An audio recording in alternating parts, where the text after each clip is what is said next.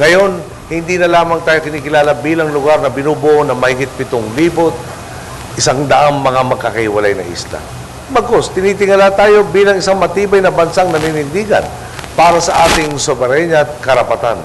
Isang lahing may tunay na lakas at kakayahan na ipaglaban ang tunay na pag-aari ng ating bayan para sa buong puwersa ng ating hukbong dagat. Maraming salamat sa pagtupad ninyo sa inyong tungkulin protektahan ang ating teritoryo at ilayo sa kapahamakan ng ating mga kababayan. Dahil sa aktibong operasyon ng ating 5 Coast Watch Centers, gayon din ang 20 Coast Watch Stations sa iba't ibang panig ng bansa, nababantayan at napoprotekta natin ang ating karagatan at agarang nahaharang ang masasamang elemento na nagtatangkang maglabas-pasok sa ating teritoryo. Saludo rin ako sa pagiging liwanag ng Navy sa mga panahong nababalot ng trahedya at dilubyo, si Juan Atuana de la Cruz. Dahil sa 300 disaster response operations, tinatayang aabot sa 26,000 katao ang inyong nailigtas mula sa tiyak na kapahamakang dulot ng mga bagyong humagupit sa atin. Maliban sa paglilikas sa kanilang tungo sa mas ligtas na lugar, lampas 1,120 tonelada ng ayuda rin ang inyong naihatid upang mapunan ang gutom at mapatid ang uhaw ng mga Pilipinong umaasa ng kalinga. Bukod sa mga tagumpay na ating nabanggit, hindi pa rin tinatalikuran ng hukbong dagat ang iba pang mga inisyatibang nagpapatibay sa ugnayan ng inyong hanay sa libu-libong komunidad. Mula sa malawakang medical at dental missions na nagbigay lingap sa halos 115,300 Pilipino hanggang sa mga feeding program sa pumatid sa kumakalam na tiyan na mahigit 14,500 na kabataan sa Cebu, Sorsogon, Iriga, Camarines Sur, Cavite at Albay. Pinapahalagahan ninyong handa kayong magtaya at magsakripisyo. Handa kayong rumisponde tigligtas sa gutuman o kahirapan, sa bagyuman o sa mga kabanta ng karagatan ng ating kababayan.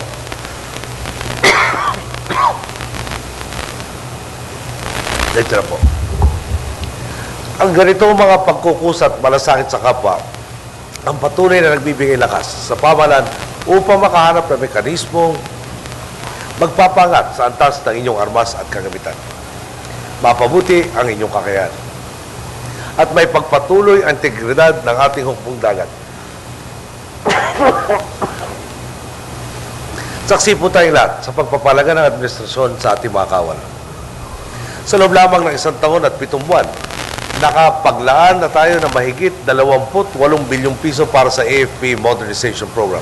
Ito ang nagbukas ng pito upang mapasa kamay natin ang ating 2 Hamilton-class cutters, ang Del Pilar at BRP Alcaraz.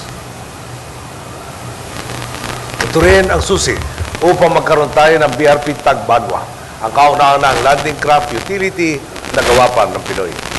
Sa paglagda ng New AFP Modernization Act nitong nakalipas na linggo, higit na tumitibay ang paninindigan nating mas magtutuloy-tuloy ang pagbuhos ng mga moderno at dekalidad na barko ng Navy na tatanod at magtatanggol sa ating mga baybayin. 75 bilyong piso po ang nakalaang pondo para sa susunod na 5 taon. Kaya naman dapat lang na maghanda na ang ating pambansang tanggulan sa pagdagsa ng ating mga bagong truck, eroplano, mga dekalibreng armas at iba pang modernong kagamitan para sa buong kasundaluhan. Siyempre, hindi mawawala sa ating good news ang programang Pabahay, kung saan 21,800 na bahay ang naipatayo na natin para sa ating mga pulis. Patid natin mahaba pa ang pila ng mga gustong makinabang sa benepisyong ito. Kaya ang pangako po sa atin ng NHA sa Agosto 2013, kumpiyansa tayong kompleto na rin ang dagdag na 31,200 na kabahayan. Hindi lang para sa mga pulis at sundalo, kundi maging sa ating mga bombero, kawani ng BJMP at ng Bucor. Malinaw po ang bunga ng tapat na pamamahala. Malinaw po ang biyayang hatid ng tuwid na daan. Sa armas o barko, sa mga pabahay man o sa iba pang benepisyo, hindi natin kailanman babaliwalayin ang mga pangangailangan at hinaing na mga kawal nating nagbubuwis ng buhay para sa mga Pilipino. Sa pagharap natin sa panibagong taon at panibagong pamumuno sa inyong hanay, hindi sana magbaliw ang dedikasyon nating paglingkuran ang ating mga kababayan sa abot ng ating makakaya. Mula sa pagpapatalsik sa mga tiwali sa pamahalaan hanggang sa pagpapanagot sa mga umabuso sa tiwala ng taong bayan. Mula sa pagsusulong ng pangmatagalang kapayapaan sa Bangsamoro hanggang sa makasaysayang batas na magtataguyod ng mabuting kalusugan sa kapakanan ng mga sanggol at kababaihan. Ngunit muli nating pinapatunayan sa tuwid na daan ang layo ng nararating natin kapag sabay-sabay tayong sumasagwan. At kung kapakanan ng ating kapatbayan ang lagi nating tinututukan. Bago po ako magtapos, ako po yung magkukulang kung hindi naman natin dadagdagan ng konti ang ating parangal kay Vice Admiral Pama. Siya po, di tulad ng iba, hindi ko masyadong naging kakilala. Pero siguro bigyan ko isang ehemplo kung paano natin makikita ang pagkatao ni Vice Admiral Pama. Nagkakaroon ho tayo ng Games of the Generals, kung saan po may shooting tournament para magkaroon ng bonding ang ating mga serbisyo, ating mga commanders. At nagkataon po hindi naman po ito ang talagang hobby niya, pero palaban po siya. Yung baril po niya, yung tinatawag na single stock, ang katapat po niya ay puro high capacity. Ibig sabihin po nun, mas madalas siyang magre-reload. Ibig sabihin po nun, dahil oras ang pinagbabasehan ng nasyon, lamang na lamang yung mga mas maraming bala sa kanya. Hindi natin narinig nagsabing, kawawa naman ako. Hindi nagsabing, mahina ako. Pinanindigan ang reputasyon ng Navy. At sa totoo lang po, ginawa ng paraan sa matino at hindi sa kalokohan, may tinalo pa si Vice Admiral Alexander Pama.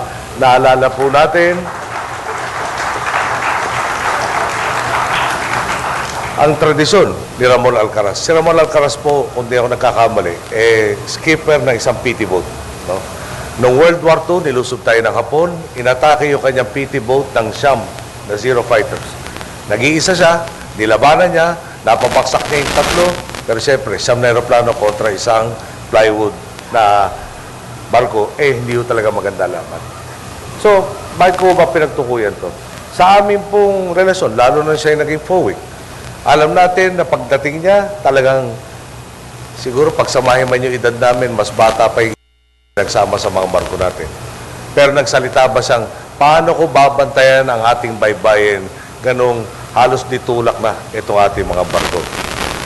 Tinanggap ang misyon, matagumpay na nagawa ang misyon, at ni minsan hindi nagpalusot at pag may mali, hinako ang pagkakamali at itinuwid agaran.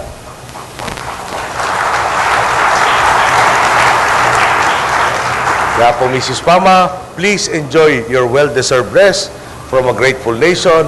We will get back to you in 2 months after your break because I think the country will not be served properly if we do not try and keep him in government. At sa atin naman paalala lang, kay Vice Admiral Lano, talagang malaki ang mga sapatos sa susubok mong punuin. Yun ho yung negative side. Yung upside naman, tila mas konti na yung bubunuin dahil nga iniwan sa mas maganda kaysa tinatan.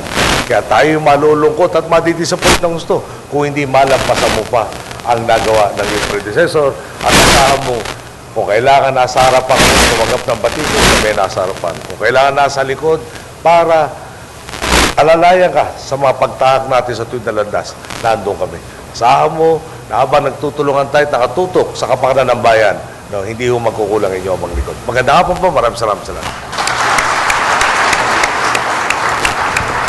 At inyo pong narinig ang naging pahayag ni Pangulong Aquino kung saan ang marching order niya sa bagong Philippine Navy Flag Officer in Command, pantayan, protektahan ang bansa, ang soberenya ng bansa at ang kaligtasan ng mamayan laban sa kalamidad. We shall now witness the official termination of the military service of Admiral Pama. May we request everyone to please rise.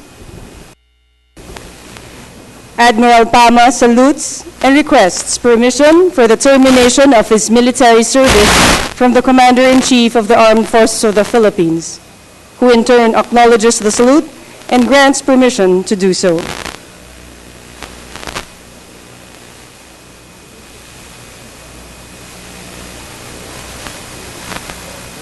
The watch. Hear ye, comrades in arms. For many years, This sailor stood watch on his post. While others were attending school, this sailor stood watch on his post.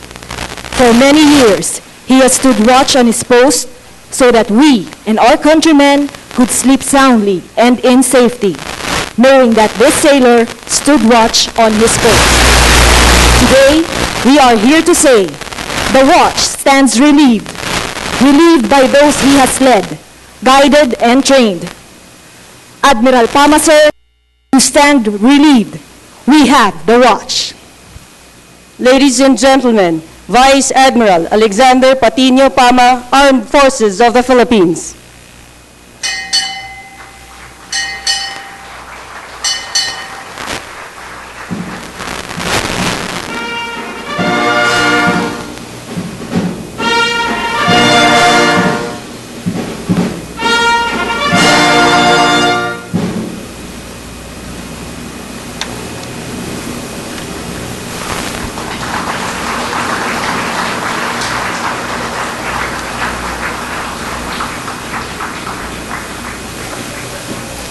Please remain standing for the exit of the Commander-in-Chief, Armed Forces of the Philippines, His Excellency Benigno Simeon Aquino III.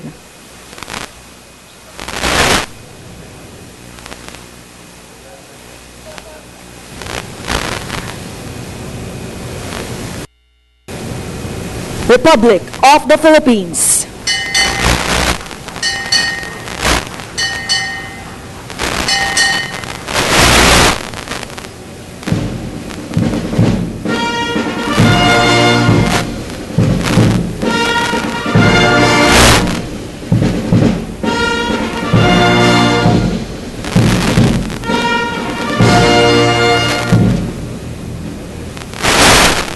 With that, ladies and gentlemen, we bring to a close this afternoon ceremonies. We thank you all for gracing this momentous dito sa Philippine Navy.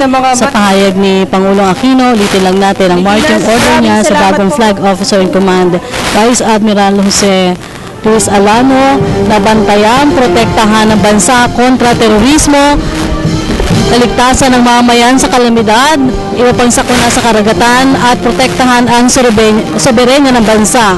Ayon sa Pangulo, tapos na yugto na maluktot na bahagi ng Pilipinas. Dahil sa dedikasyon, mapapalakas pa ito dahil sa modernisasyon. Kinilala rin ng Pangulo ang pagtingala ng iba pang mga bansa na ipagtanggol ng Philippine Navy ang teritoryo ng Pilipinas sa kabila ng kakulangan ng kagamitan.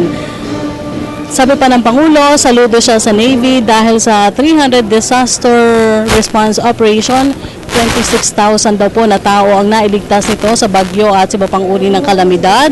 Ang dedikasyon at trabaho anya ng Philippine Navy ang nagbigay lakas sa gobyerno na maglatag ng mekanismo para sa pagtataas pa ng kakayahan ng bansa. Kasama na dito ang pagsasabatas nga ng Revised AFP Modernization Act. Sabi ng Pangulo, maasa rin siya na mabibigyang pagpapatuloy pa rin o pagtiyak ng pagbibigay benepisyo sa mga sa Philippine Navy katulad po ng dagdag na housing. Sabi pa ng Pangulo, sana daw po ay hindi mapagod na maglingkod ang Philippine Navy dahil kasama na rin daw po dito ang pagsusulong ng peace process hanggang sa Bangsamoro hanggang daw po sa pagbakas sa katiwalaan. Samantala, pinupurihan naman po ni Pangulong Aquino si outgoing ang nagretirong si Vice Admiral Alexander Pama sa kanyang magandang trabaho dahil ayon sa kanya, pinupurihan niya to dahil daw po sa kabila ng kakulangan ng kagamitan, hindi daw po ito nagreklamo, sa halip pinagbuti pa ang kanyang trabaho.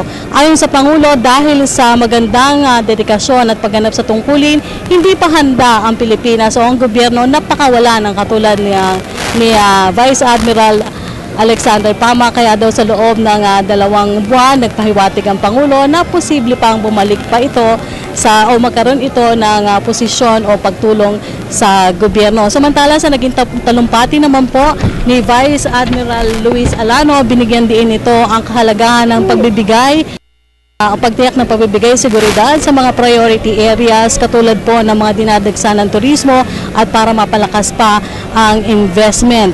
Ang sabi pa na ni Vice Admiral Alano, ang pangunahing bisyon pa rin ng Philippine Navy, matiyak ang seguridad na ang maritime security kasama na po ang free navigation, pero tinitiyak ang pagkakaroon ng respeto sa mga isinusulong ng mga bansa dito po sa bahagi ng West Philippine Sea at isusulong pa rin ang sinasabing peaceful resolution. At sinabi pa ng bagong flag officer in command na committed po ang Philippine Navy sa pagsusulong ng modernisasyon sa ilalim ng matuwid na daan ng Administrasyong Aquino at binigyan din pa rin ito ang pagiging bukas ng Philippine Navy doon sa sinasabing local defense industry, yung po daw pag-partnership nila sa ating mga Filipino engineers at scientists.